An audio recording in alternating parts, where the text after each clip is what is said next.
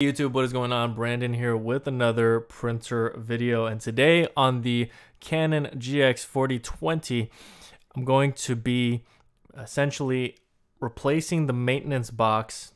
It's very simple. This is going to be a very short video, and all we're doing here is when you open the top of the printer, you have the option to remove the maintenance box. It's right on the front, very convenient. You slide it up and it will unlock. You can pull it out, and you can actually purchase a new maintenance box for this printer with a link that is going to be down in the description below. You don't have to go searching the web.